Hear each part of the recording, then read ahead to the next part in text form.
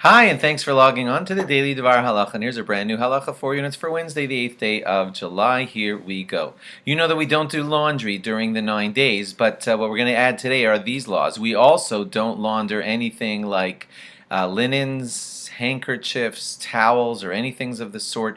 If you want to be using them on the 9 days, you make them clean before the 9 days begin, and no laundering of tablecloths, towels, linens, etc.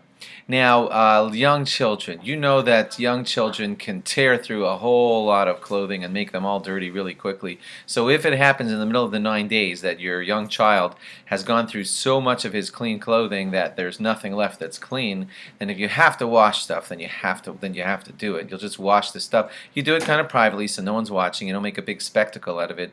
But bottom line is, if you have to launder stuff for a little child or something, then you just do it. Now, then there's also this separate halacha about how we don't put on ourselves freshly laundered clothing. Like, for example, on a typical morning, most of us in this Western world take a freshly laundered shirt out of the closet, put it on, and there's just that wonderful fresh feeling of putting on a freshly laundered shirt.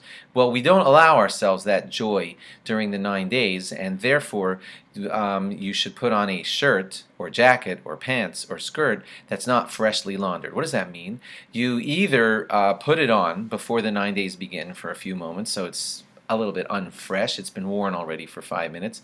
And then when you put on that shirt or skirt or whatever later during the 9 days, it's not freshly laundered. Or if you didn't prepare it that way in advance, you could take that freshly laundered shirt out of the closet, drop it on the floor so that there's some dust on it. You don't have to make it filthy.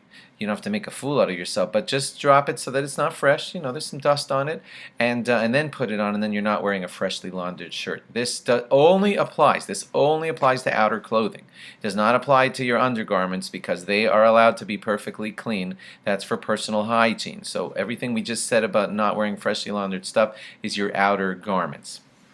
If possible, it's best to wear to use the same linen all week at home, same tablecloths all week if possible. You can change for Shabbos, but it's best to try to have the same stuff all week long, just like what a mourner would do.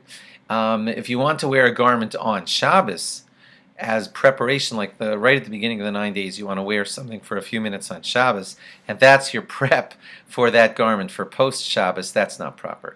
You're not supposed to be preparing on Shabbos for after Shabbos. And if a bris happens during the 9 days, then the moel, the sandik, the parents. The sandik is the one who holds the clothing, holds the baby. All of them are allowed to wear fresh clothing in honor of the bris. Thanks for logging on, and log on again tomorrow for more. Bye-bye.